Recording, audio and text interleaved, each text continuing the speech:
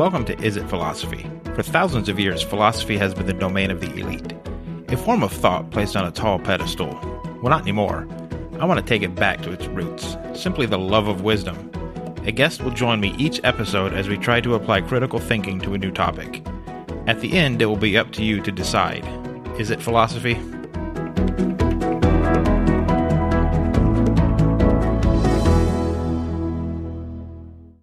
So we are back again for another episode. Today I am joined by Blake Weatherly, and we are going to talk about education, and specifically, is education intentionally being destroyed? Blake, thanks for joining me. I like to give everybody kind of the first take on this. So what are your thoughts on this? What is your instinct on this idea? Well, of course, thank you for having me on the show. This is a topic very near and dear to my heart. I do a lot of comedy. I do a lot of bombastic BSing. But at the root of it, I studied education for a long time. I studied philosophy for a long time. And something that I've seen firsthand, I've seen secondhand, and just a general trend I've noticed is the absolute destruction of the education system in America. A lot of people will throw like caveats on it, or, well, then this is socioeconomic, or this is policy, or this is XYZ. People will make excuses tremendously. But what I think is happening, and what I believe, if you objectively look, is you're seeing a huge shift in the intention of education. And as a result, you're seeing a severe drop in what I would call quality education in the classical sense of the word. So really, there's two kind of questions there we need to look at, which is classical education versus modern education. And then the second one would be classical education versus pragmatic education, which is what we are, which is kind of what we exist in now. But even then, that's kind of a misnomer, because we want to say, like, well, education's just gotten more pragmatic. People need STEM.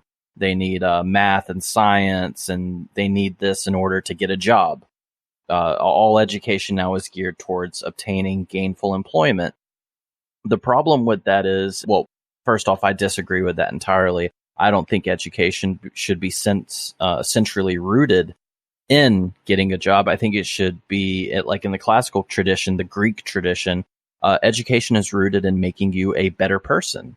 And by making you a better person, it needs to make you a better thinker, someone who has the power of analytics, logic, discernment, and also a general sense of kind of a moral coherence to society at large. All of these things are deeply wrapped in education. And yeah, that's basically my initial take on it, is education as it exists currently is slowly being morphed into a systematic means of conditioning, and I would dare say brainwashing. I don't necessarily disagree, but I think we need a definition. I think we need to determine whether we're talking about education or learning. Okay. I find a very big distinction between the two. I like, for instance, today I was helping my kids with their homework. A lot of it, especially my oldest daughter's in third grade, a lot of things are very much repetition. It's memorizing. You're not learning. You're memorizing facts. Right. To me, that's not education. That's just, you can teach a monkey to remember 10 digits. Yeah. We're not teaching our kids to strive to be better, to be more, to reach further than they currently can. And that is what, for me, that's where education should get you. I get what you're saying with the education sort of driving us towards employment, and that's kind of the end goal of it. And I think there's a lot of truth to that, but I think we should be striving for more than even critical thinking. I think we should be striving our kids to challenge themselves and their ideals and what they're capable of, I guess. That kind of is what I hinted out about talking about, like, a moral clarity, or even then discerning a moral clarity as it defines your character. So one example of this would be essentially the removal of civics from modern education. I don't know how old you are. I just had the privilege of turning 30 and getting my discounted S&S cafeteria. for, being an old man now. And I remember taking civics in class and them instilling in us essentially a pride in the country, understanding what civic duties are, what civic virtues are, and things like that. And my understanding now is that slowly civics was morphed into civics and economics. And now we just have economics in some strange point. Civics has largely been removed from the standard curriculum. And I think really what you're pointing at as far as memorization and repetition is another point that I would point towards, where it's like we're not teaching kids how to think. We're teaching them how to memorize, to pass standardized tests, to meet quotas, to get grades, to get to college. But that doesn't necessarily mean they're educated. The distinction between learning and education is a good one. And when you get into kind of like the theory of education, you learn like different people have different methods of learning. Some people learn better with their hands. Some people like me, for instance, I learn really well with abstract ideas and theories. But then when it comes to their application, I'm not really that great at it. I can tell you the theory behind it, but when, I need to actually sit down and do a derivative in calculus, I'm not really that good at it. I think they go hand in hand more than they don't, but I think really they're a symptom of each other, which is your learning styles and how we're teaching kids to learn is a component of the type of education we're giving them, if that makes sense. So as I will maintain, as education is being destroyed, learning has been destroyed with it, which is how we teach kids to learn, or how, young adults. And I think this even goes all the way up to college to a certain extent, which is we teach you to memorize, and this is what's going to be on the test, and, memorize for it. And make sure you cover this and cram all of this knowledge into your brain in such a way that it probably won't stick with you a long time. And after you finish this course and successfully complete it, you'll forget most of this. But it's okay because your check already cleared in our bank. And really, this is just a paper mill for us to give you a piece of paper so you can get a job. God, I so agree with that. Like, I can't even find any place to argue with that. So for me, when I was in school, and I went to school up north in New York, not New York City. Everybody says that. It was Buffalo. We had a class. It was social studies. We didn't have civics. I think that's the Southern thing, because my wife went to school down here, and she had the same thing. And I don't know the drastic difference between the two. I do remember it for us. It wasn't just studying the U.S. It was studying all of the culture amongst the world. I don't know how that worked down here. I'm not sure. But I do think that's an important class. And I'm kind of sad to see it go away, because I think the problem we run into if we don't have that education on the sort of the backgrounds of other cultures, of other parts of the world, of other things, is we don't learn from their mistakes. To me, that's part of what school should be, right? We should be teaching you to learn from the mistakes of the past. There's a great quote that if you don't know the past, you're doomed to repeat it. My understanding of education, I guess my delusional, optimistic view of education is to make you a good thinker. And when you're a good thinker, you have a way better chance of being a good person, a more well-rounded person, a more rational person. From there, you would have to be looking at other cultures, maybe their forms of government, maybe some of their social structures. We do have social studies in the South, but civics was wrapped up into social studies. But social studies usually would end around grade 8. And then once you got into high school, you took like civics and economics. Social studies would do exactly what you said. It was more of a broader kind of introduction to different systems around the world. Okay. And, I remember learning about the caste system in India, thinking this is the most backwards shit that I've ever heard of or seen in my life, and thank God I live in America. But what's important there, the underlying current there, is that that's culturing you. You're getting exposure to culture. And this is also a component of a better thinker.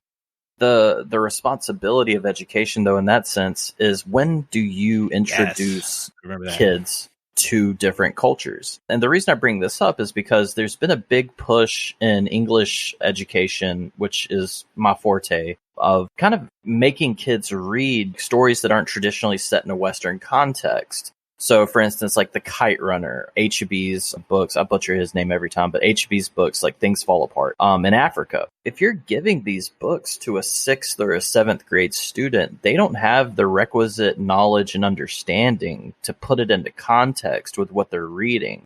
And therefore, a lot of the messages that these books contain are lost on them. But at the same time, this is a curriculum-driven force. Under whatever driving force is irrelevant to what is actually happening. So when I see stuff like that, it really bothers me because I can't imagine a 7th grader reading Things Fall Apart and getting anything from it, at least in the sense of what we would hope they would, which is more culture, being cultured and being more aware to things like that. I think you're right, but I think it goes further than that. I think we need to find a way to introduce these topics to kids in a way that is they can digest, right? In a way that is accessible to them. Everybody's different, right? Every kid learns differently. Every kid is at a different stage in their education. With my daughter, last year she was in 2nd grade. The teacher she had last year, she was great. When she finished her schoolwork for the day, she could go do something else. She could go hang out at the library and read every book she could get her hands on, whatever she wanted to do. And my daughter, she's super smart. She is just started 3rd grade. She's already done with her entire 3rd grade year's worth of schoolwork. Damn. It's done.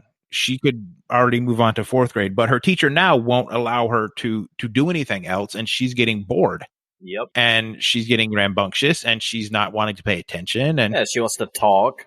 Yeah, exactly. And so that's why my wife and I, because she started showing an interest in Greek mythology, so we've bought her several books geared towards her age, because obviously I don't want to introduce her to all of those topics, because there's some really not age appropriate things for a 3rd grader in Greek mythology. Agreed. But we bought her some books on it that will kind of introduce her to it, get her a better understanding of it. And I think that's kind of what you're talking about when you're talking about the educational system failing, is we're not challenging kids who want to be challenged.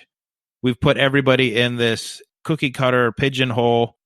You have to fit in this square hole, or we'll make you fit in this square hole. It's the over curriculum. The curriculum has been built in such a way to facilitate all types and all modes of learning. And in doing that, you have people that it fails. I think your daughter would be an example of that. I was an example of that in school.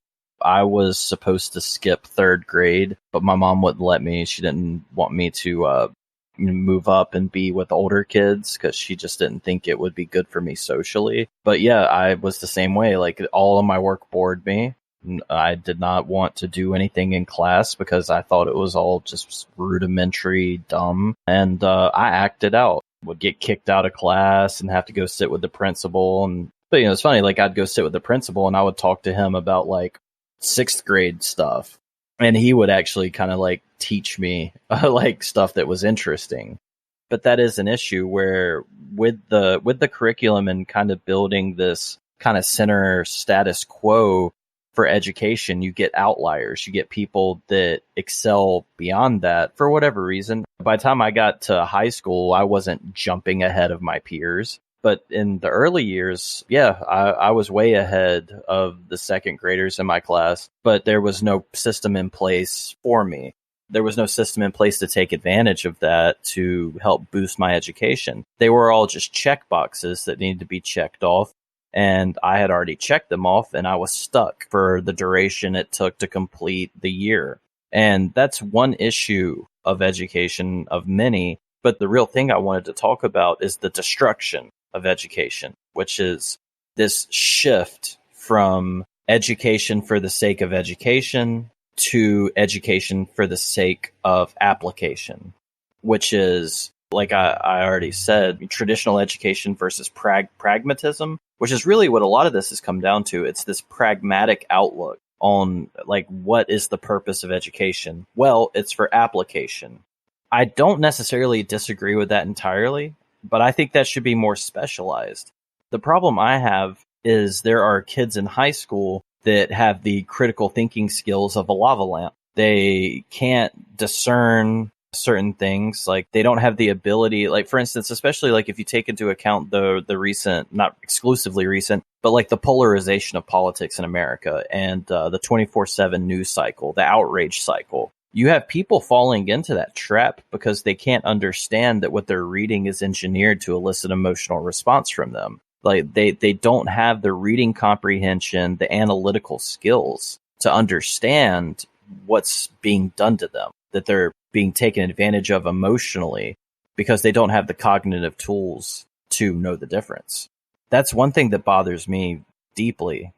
Would you say then that we're lacking sort of a Socratic approach to school, where Socrates' approach to philosophy was to have somebody ask him a question or to hear a statement and then break that statement down to the point where that person would contradict themselves, and then they would essentially either walk away hating his ass forever or have learned something and changed their opinion and had found a different way of thinking. Yeah, I mean, in sentential logic, it's called proof by contradiction. And yes, that's deeply rooted in the Socratic method. And I mean, and that's now what we're getting into is one of the second points I wanted to cover, which is the complete and utter removal of philosophy. So everything we've been talking about, at least insofar as some of the failures of the education system in making people better thinkers. Like, I know the quadratic formula. I don't know the first 10 amendments to the Constitution, because one of those things was drilled into my head to the point that I will never forget it and has zero application in my life. I will never use the quadratic formula ever in my life, but it probably would be somewhat beneficial to me to know the first 10, 15, I don't know, all 27 amendments to the Constitution, seeing as how it directly affects my life and my sovereignty as a citizen of the United States. The issue here is philosophy has been almost entirely removed from education, primary education at least. Back in the day, when you got into about, I'd say probably like the 10th, 11th, maybe 12th grade, you would take like an introduction to philosophy. And because you're at the age where they can start throwing you some of the greatest thinkers and giving you kind of a rudimentary understanding and kind of blow your mind open for a little bit. It's good because then they, along with that comes some easy logic, teaching you like how to look at things logically, break things down. Basically the kind of a breakdown of Western analytics, so to speak. Not like Jacques Derrida, like deconstruction necessarily, but just analytics. Like, how can I analyze this? How can I break it apart? How can I break it into sections in order to understand the sections and then correlate them from a logical understanding to see if they're sound or valid? Everything I just said, if you say that to a 10th grader, they think I'm speaking another language. They don't understand this. And then it goes a step further too, because so now we've removed philosophy from high school for all intents and purposes. The only philosophy course I was able to take in high school was called History of the Western World. And it was an elective course. And it wasn't actually supposed to be a philosophy course, but the man who taught it, his name was Don McMartin, the man that taught it actually made the course entirely about philosophy. Because he felt like kids needed to know this stuff. An 11th grader needs to know about, Rene Descartes' meditations. They need to know about Plato and Socrates. Where, I mean, he didn't make us go through the Republic, but he broke down a lot of really important and fundamental ideas and building blocks of Western philosophy that would later go on and be the basis with which our entire country was founded on. That was important. But a lot of that doesn't exist anymore. Some of the few things you'll get now is you'll get like a theory of knowledge course, which is essentially epistemology and metaphysics. And I don't want to make fun of that because I know you had Dylan on the show, and Dylan will probably be listening to this one. But, that epistemology and metaphysics for a 16 or 17-year-old, I really don't think they could give less of a shit about that. But then again, later on, it is important. It's important to understand the world, to understand and interpret reality, and to have some critical thought with how all that works. A life unreflected is a life wasted. If you're not thinking about things in an abstract sense, you're not thinking about things at all.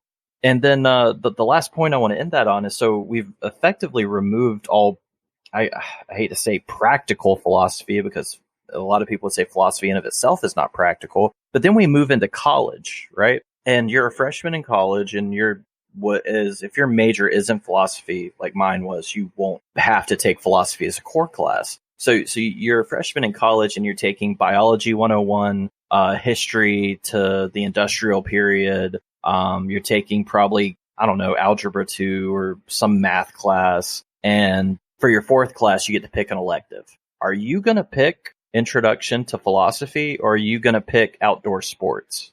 Obviously, if I'm a college student, I'm taking outdoor sports every time. Right. So now philosophy isn't even a core class in college.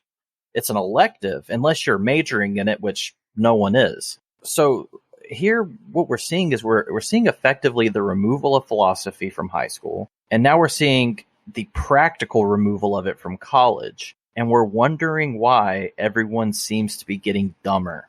But isn't that, and not to play conspiracy theorist here, but isn't that kind of what the government and society wants, though? If you've got people who are capable of critical thought, if you've got people who seek out wisdom for the sheer joy of it, those people are then going to be much more difficult to put into place as the cog that they need to be in society. Well, so now you've gotten to the one key word in the original question posed at the beginning of the show. Is education being intentionally destroyed? I say yes, it is. And I say yes for the reasons you mentioned. An educated person in the sense that we're talking about educated, a well-versed, multicultural, or at least culturally adept person of higher understanding is a threat to the complacency of the system, because they will see it and they will see through the dumb shit and immediately understand that I am being lied to. I am being misled. This is not true. This is an emotional appeal to authority. They'll start just listing off the logical fallacies involved with the things that are being said to them. And yeah, that's not a good person to have if you kind of want to keep the ship moving forward. Another issue too is I think what you're seeing is a segregation in education, which is people with like really high critical thinking skills and really firm grasps of comprehension and understanding it's like in the old days where the wealthy and elite people did not go to public school. They either went to a charter school or a private school or something like that, where they were taught these things, almost in like a Machiavellian sense of education. Like the prince's education was through private tutors who taught him kind of like the Thrasymachus might makes right, and power at all costs. Power is worth more than money, and you must consolidate and keep power at all costs. And then, we get to public education for the paupers, and we're being taught to be sheep intellectually. Is that a conspiracy? Probably. I think it's the case. I honestly think it's the case. And the reason I think that's the case is I think that that's been evident throughout history, where you have a segregation in education based on basically socioeconomic disposition. I think that still exists today with elite private schools and elite charter schools that cost, $100,000 a year to send your kid to. Well, that's going to keep out the riffraff, isn't it?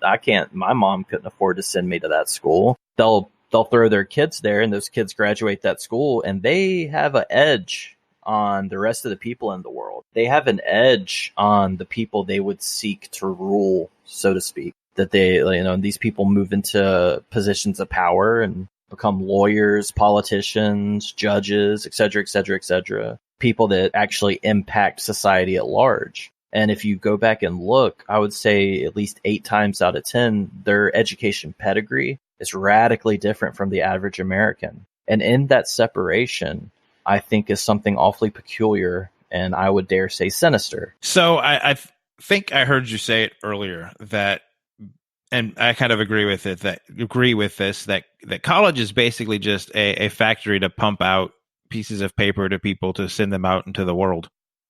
And I think there's a lot of truth to that.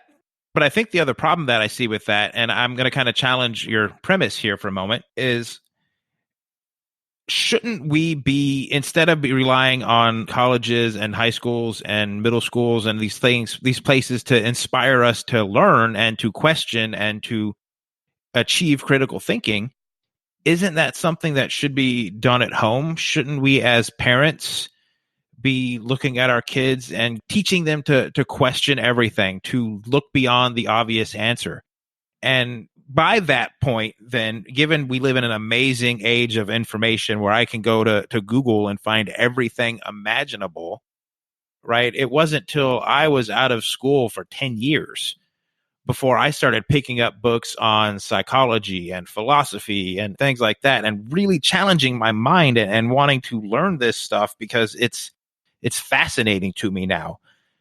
Isn't it better to do it that course? Granted, you don't get that piece of paper that says you worked for 4, 6, 8 years, whatever, to achieve that, but it becomes then very personalized. You get to learn the information you're passionate about, and that passion then drives even more striving for that knowledge and that education. That's a very good question. I want to break it down into 3 parts. The first problem I have is, you said inspire. Like, how should we, shouldn't our parents inspire us to seek out these higher forms of education? The problem I have with that is, why should you have to be inspired to be a better thinker? It's only been in the past 200 years that you needed inspiration to be a better thinker, to study logic, to seek out higher forms of thought. For millennia before then, 1,000 years at least, it was just a standard teaching practice that you would teach kids logic and higher thinking.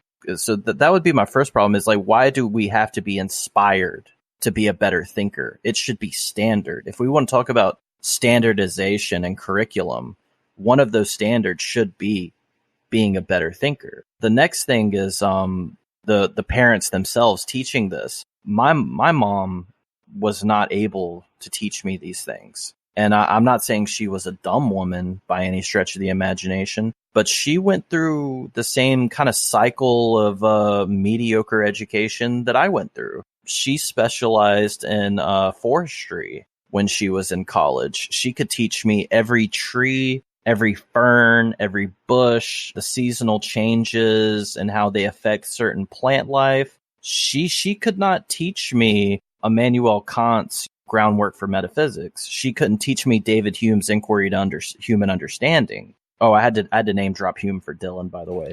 And then the last thing I want to point at is, do you think it's a coincidence that it was 10 years after you finished your higher education that you started seeking out philosophy, psychology, and whatnot? Like, do you think that's weird, or do you think what it is that to a certain extent you felt like there was a void in your psyche, a void in your soul, if we're going to use the Greek tradition of the word, where you wanted more truth, you wanted to understand the world better, and you sought it out through books? Oh no, I totally think there was a void there, and there was something that kept calling me to look into this and find a deeper meaning, a deeper purpose in everything. Totally.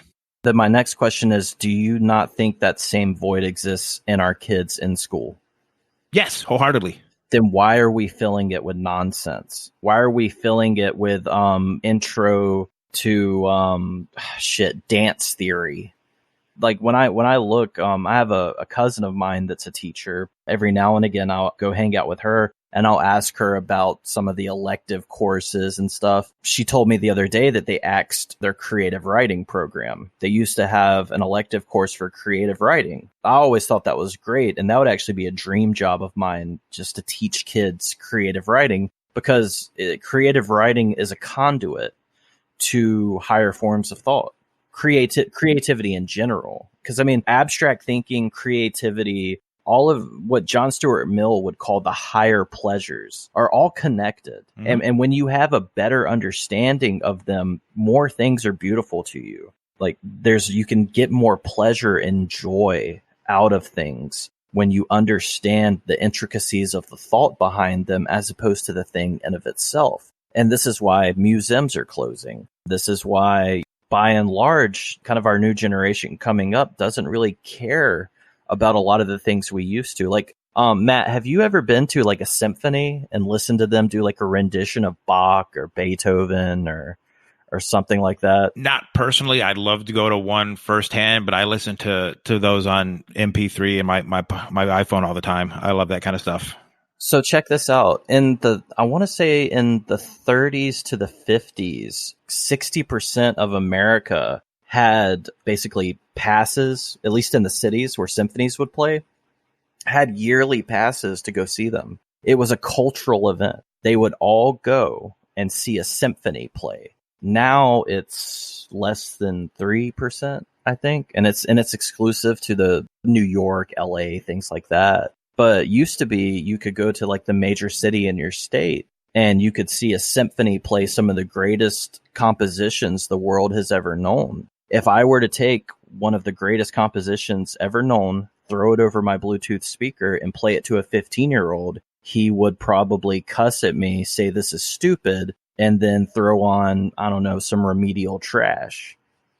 But what I'm getting at is he has no appreciation for the music because he can't begin to understand it. The reason he can't begin to understand it is because our education system has failed. I don't think it's a matter of taste. I honestly don't think it's a matter of taste. I think it's a matter of education, exposure, and understanding, which I think all three are severely lacking in education. And I think this is a cycle. It's a cycle of intellectual mediocrity, which, to circle back to your last question, which is like, why can't this be the parents' responsibility? Among a myriad of reasons, some parents don't have the ability to teach it. Not everyone can teach these things. I think that was my miswording. I don't necessarily think that it's something we should be taught by our parents, but I think there's a generation, and my generation is wholeheartedly to blame for that. I'm almost 40.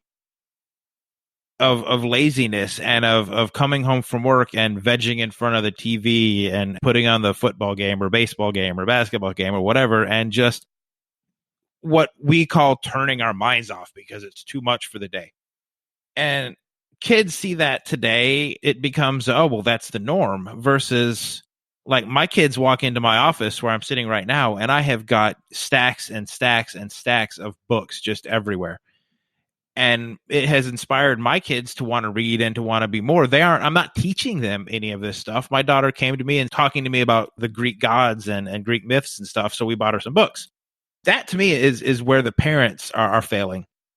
When your kid comes to you and goes, I heard this great song by this guy named Beethoven. I really want to learn more about him.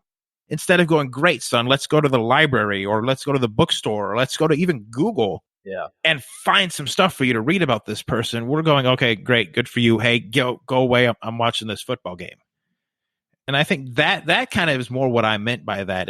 School is there to teach you ABC 1, 2, 3, 2 plus 2 is 4, right? Now, I don't think that's the way it was before. But I think those higher endeavors, those things that are designed to really challenge the mind and really get the brain working and really give you those passions later in life, are something that's got to come from home. And if it doesn't come from home, then it's got to come from maybe a teacher who showed a special interest in you or saw something there in you that they could grab a hold of and go, hey, come check this out. You might enjoy this. But we're not getting that. Exactly. That hits really home for me because the man whose name I say with reverence, Don McMartin, was the man that I took history of the Western world with. And he was a teacher I'd never had before, never met him. And he inspired me to pursue philosophy, pursue liberal arts in the classical sense, pursue English and literature. And you need that. My mom was a great role model and taught me to pursue the things I love, even insofar as studying philosophy at a major university while accruing tremendous amounts of debt. And she was perfectly okay with it. The problem ultimately, I think, is that higher modes of thinking necessitate an instructor. And I mean, this goes all the way back to Aristotle, Plato, Socrates, Epicurus, St. Augustine, St. Aquinas, St. Anselm. All these people were instructors and had students, and their students went on to have students. There's almost a funny oral tradition to it. But the reality of it is that if you were to simply pick up a book of philosophy without already having a foundation laid for it, you won't understand it, or it'll be too dense for you to understand. I mean, that's not always the case, but I think by and large, and I think this is almost synonymous with the Western tradition, is that you need an instructor. You need someone who knows the material to teach it to you, to help guide you through it. Basically to do, as you mentioned earlier, the Socratic method. So it's like, okay, you read this. Well, I'm going to ask you questions about it, and I'm going to make your mind bend over backwards into a pretzel, break, come back together, and at the end, you can go home and think about it before you come back to class the next day. And because that instructor is there to challenge you, to make you think about it, to ask you, because, you can, there's plenty of ways to misinterpret certain forms of philosophy. But when you have that instructor as your guide, he can ask you questions and challenge your perspective on the highly meta things you're reading.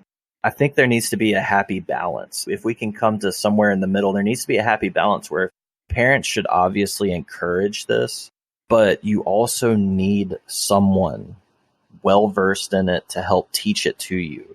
Because without that person, it's so much harder. I would say in some cases, impossibly hard. Like, I wouldn't have been able to understand Nietzsche or Immanuel Kant if I hadn't have already had 3 great professors lay the foundation of my understanding of philosophy. Without that, I would have gotten bored. I would have given up. I think really it's a happy medium between the two. I think you need both.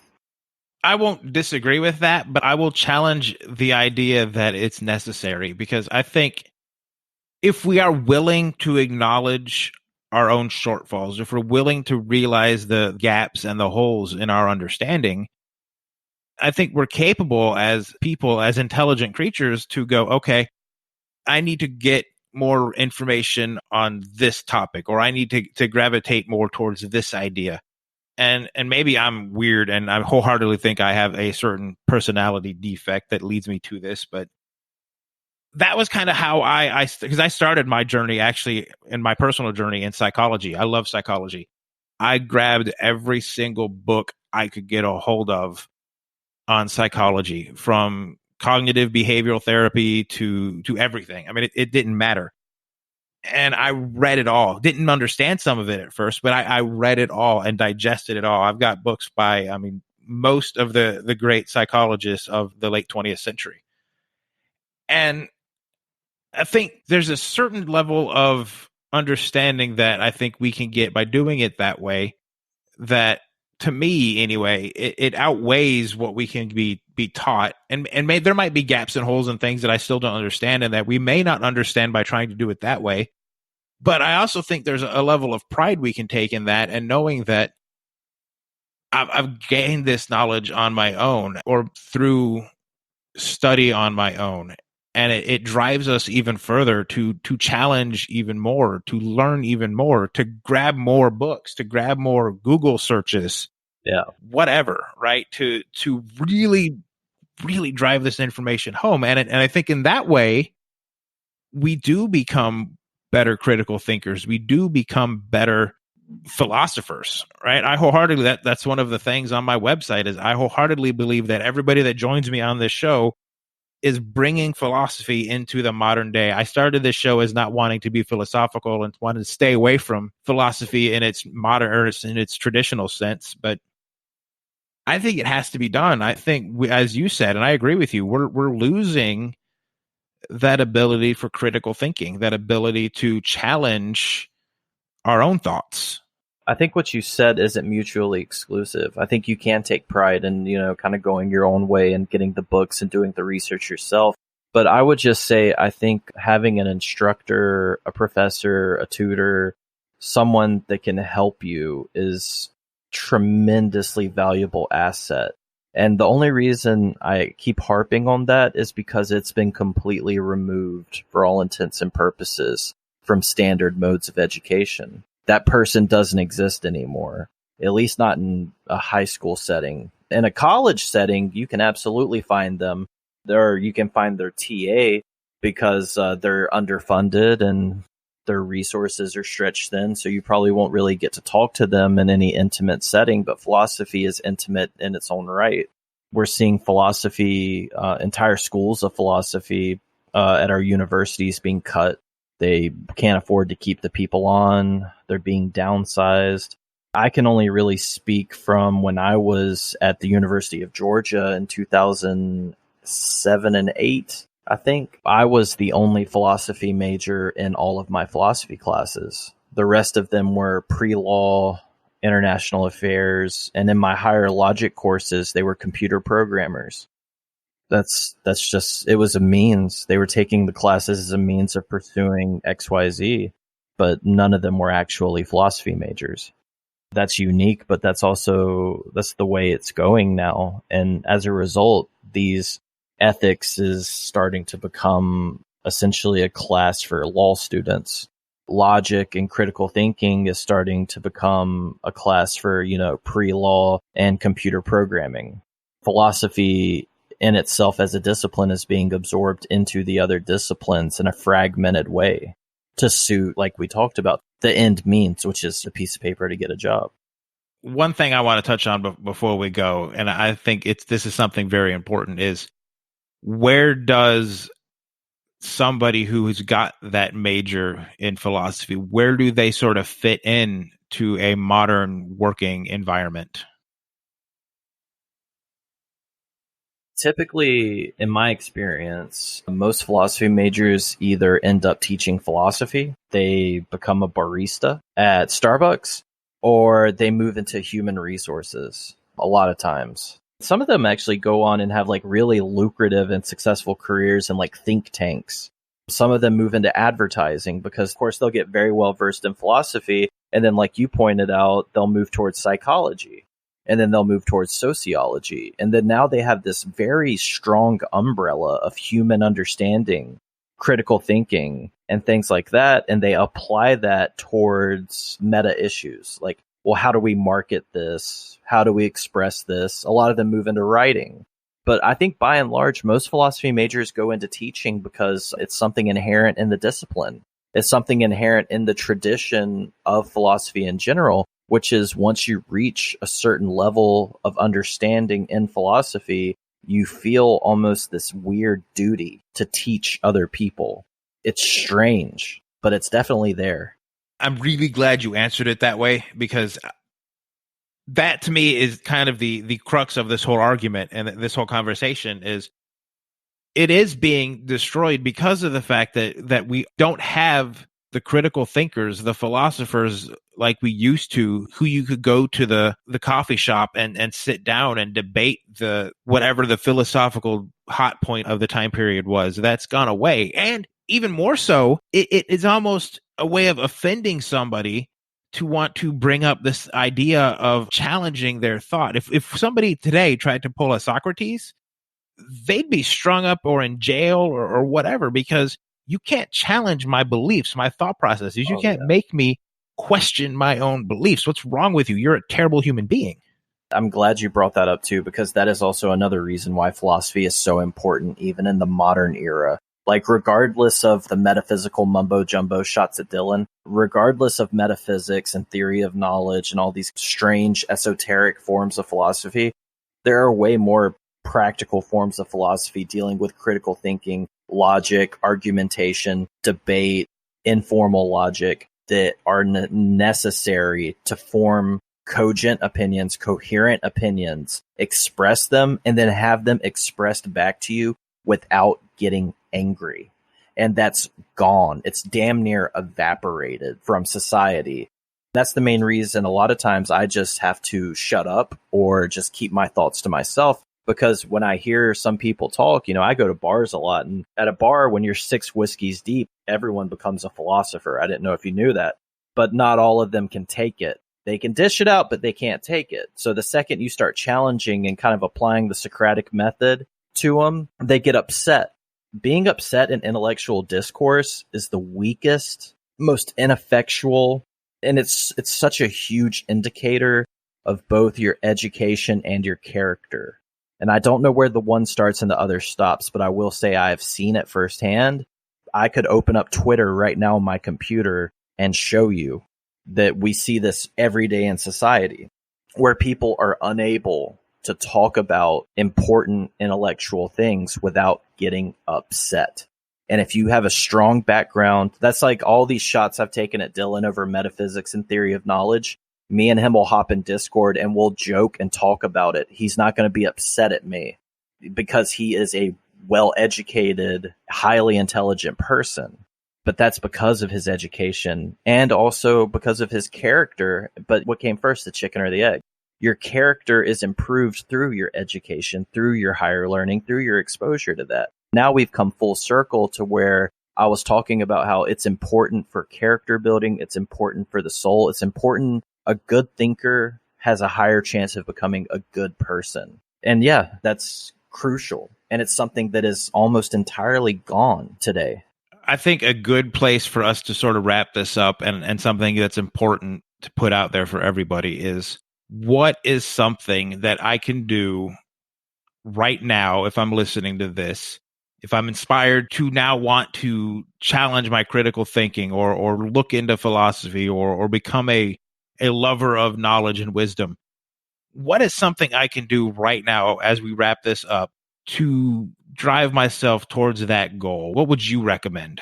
The first start, and this is almost universally, this is philosophy 101. You need to pick up the Discourse on Method by René Descartes. It is one of the earliest, well, it's not the earliest, but it's one of the earliest kind of modern sense of early foundations of philosophy. It talks about reason, seeking truth in science. It's everything. So René Descartes was a French philosopher. He wrote the Discourse on Method. It is the groundwork for which, and I mean, some people would disagree with me, but it is a very solid groundwork to expand your thinking. He asks very hard questions. He tries to answer them too, but you might not be satisfied with his answers. And that's okay, because there are hundreds of philosophers that responded to him, because he started an important dialogue within the philosophical community. And that's what all this is about. So I would say start with René Descartes and the Discourse on Method. That's the easiest entry point. It's pretty easy to read. And if you have any trouble understanding some of the more abstract things he talks about, punch it into YouTube and get someone on there to help talk to you about it.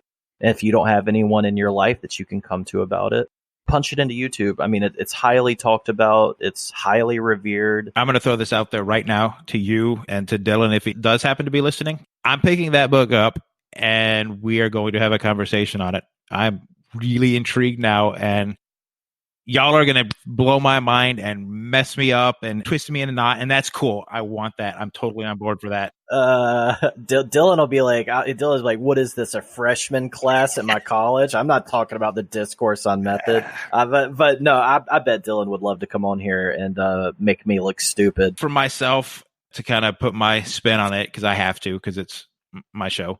I wholeheartedly think that you're right. I think that's kind of the number one step. And I also think we need to personally, my personal take on it after being on Facebook for too long, y'all got to get over yourselves. I mean, that's kind of the number one thing. Stop with this whole offense if somebody disagrees with you. You're not going to die. Guarantee you will survive if somebody disagrees with you. And that disagreement is going to then further your knowledge, further your education, further your want to learn.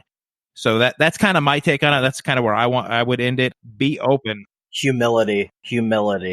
And humility is a large platform in philosophy.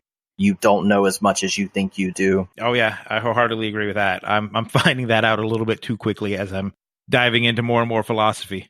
So, Blake, before we go, I want to give you an opportunity to share with everybody how they can get a hold of you if they want to pick your brain for more knowledge, how they can get you. And I also know you have a podcast. So would you share that with everybody? Yeah, absolutely. I have a podcast that is rated E for explicit. It is exceptionally adult content oriented, and I swear a lot on it. It is called the Tap Snaps Podcast. It's me and two of my buddies. We have a small studio here in Macon, Georgia. We write, produce, but we also do podcasts. You can reach us on Twitter at TapSnapsPC. You can reach us on Instagram at TapSnapsPodcast, and you can reach us on Facebook at TapSnaps3. I run most of our social media, so if you just want to hit me up on there and tell me I'm dumb and talk about philosophy, I am more than happy to do that. And yeah. Awesome. If Dylan is listening, I'm dead set on doing that. I'm going to pick that book up probably tonight if I can convince my wife to let me spend the money. I want to do a debate on here, maybe as our season finale, maybe a season 3 premiere. I don't know which. I want to do that. Putting it out there now for everybody to hear. Dylan and Blake are coming back, and we're going to do that. That sounds fun. I was going to say Dylan's going to crush me because he is way more educated and intelligent than I am. But I will at least make jokes as I'm getting crushed, and I will go out with humility and candor. That's all you can ask for sometimes, right? Thanks for having me on the show, Matt. It's been a lot of fun. I appreciate you coming out and doing this with me. Thank you. Okay, so there it is. Is It Philosophy? Go to our website at www.isitphilosophy.com and leave us a comment. We'd love to hear from you on Twitter and Facebook as well. Help us grow by going onto iTunes or wherever you listen to your podcasts and subscribe. And take a moment and leave a review. Until next time, question everything, seek your truth, and don't be afraid to speak your truth.